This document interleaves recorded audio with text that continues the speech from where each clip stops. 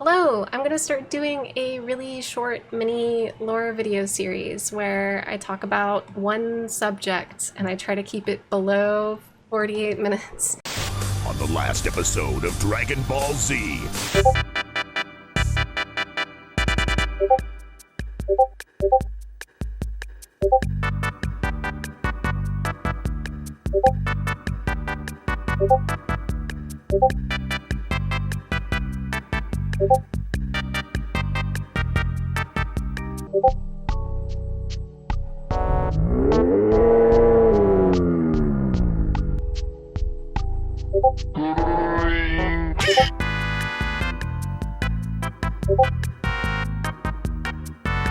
I'm gonna actually try to keep these like really short, like maybe 7, 6, 5 minutes.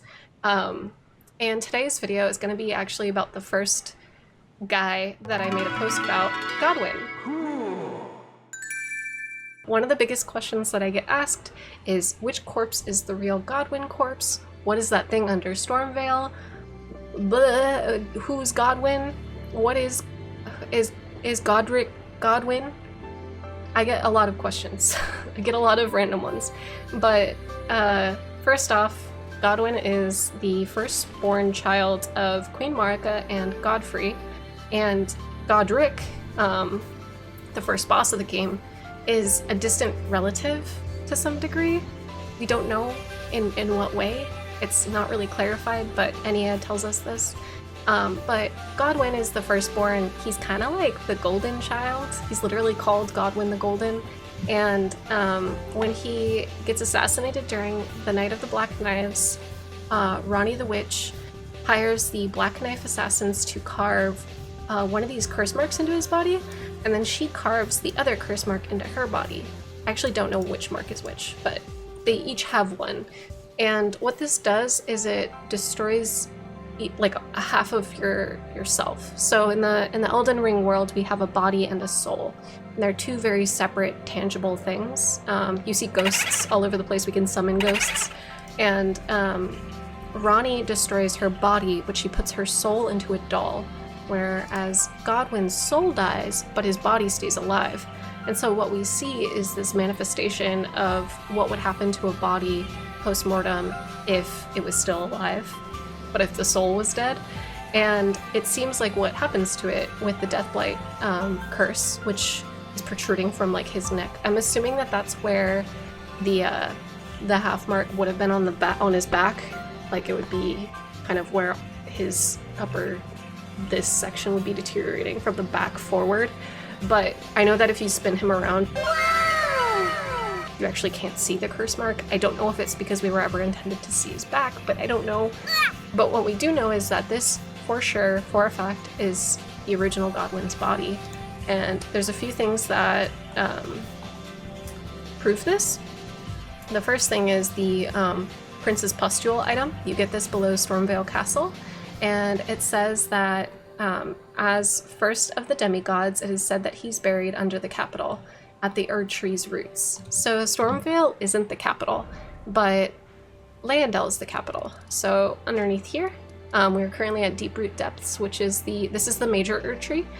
And then some of these are minor Erd Trees. This one in particular that Godwyn is buried under actually does lead to the minor Erd Tree, which I'm going to take you to in a little bit because there's actually some cool secret fun surprises there for us. There's like a few things actually, but I wanted to talk about Godwyn because there's actually like a whole lot of world building that is established with his character, which I'll explain. But as his body continued to grow, it created these things called death roots, and they're these like spindly, like spiny.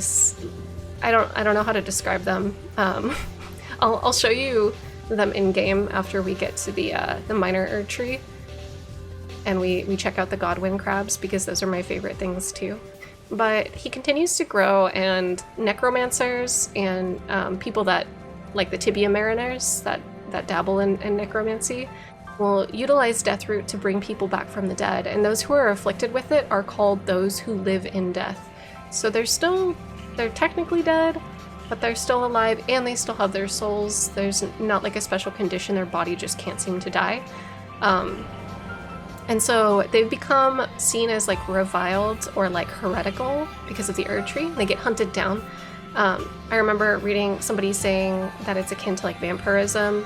I can see it that way. They don't really hurt people like vampires, more like the undead or like zombies, liches. They don't really have control over their circumstances though. And the reason why I believe that they would be seen as heretical is because they can't go back to the Erd Tree or like have their body and spirit nourish the Erd Tree, which is like a very important part of the cycle of life and death, is an Erd Tree burial. So anyway, we arrive at the minor Erd Tree that's over by the capital, and as you can kind of make out, there isn't really many leaves up there. And this is the same even if you have like a game where your Erd Tree isn't burning. And then there's these special commoner enemies that have black veils, and they all cast little well, they throw rocks and shit at you, but they'll also cast death blight type skills and like the mist. Another little cool detail is that all of the sunflowers are facing away from the tree, and there is no Erd Tree avatar here, so the minor Erd Tree is no longer worth protecting. And I kind of wonder if Godwyn were to spread his roots through all of the minor Erd Trees, if he would effectively kill off the entirety of the tree. And it makes me curious. Another really cool little like Easter egg fun facty thing is that down here we can actually see little quabs, and they all have Godwyn's face on them. So Godwyn is like infinitely replicating himself, trying to grow. He doesn't have like a will or a conscience, so that spooked me. So it's not like he's like aware that he's growing, but he's always watching us, and it's great. And then there's this giant crab, which I love him, but he also has Godwyn's face. If I can get a good... Nope. Let's see if I can spin this boy around.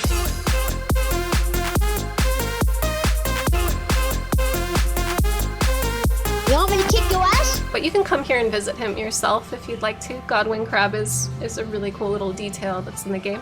They're only in this moat, which is like really interesting and a nice touch. It's very unique enemies for Godwyn specifically, which I love to see it. And then another little detail is if you go to anywhere with the Tibia Mariners or anywhere that has Deathroot that's growing, sometimes Deathroot grows in the catacombs too, and that's what is causing the skeletons to be revived in those catacombs. But if you go to any of the Deathroot lumps, these are what they look like. They're these big, they look like big like roots of trees. They're kind of growing these scales. Some of them have like tendrils and fins, and these little like bristles on them. But then if you catch like a really good one, you can see that there's like a nose or like an eyeball. So Godwyn is replicating himself even over here too. So you can see this eyeball. So ooky spooky stuff. He's everywhere. I kind of love it. I love the creepy. If they made a FromSoft survival horror game, I would be down. Bloodborne was almost it. It was like the gothic eldritch horror, but yeah, love to see it.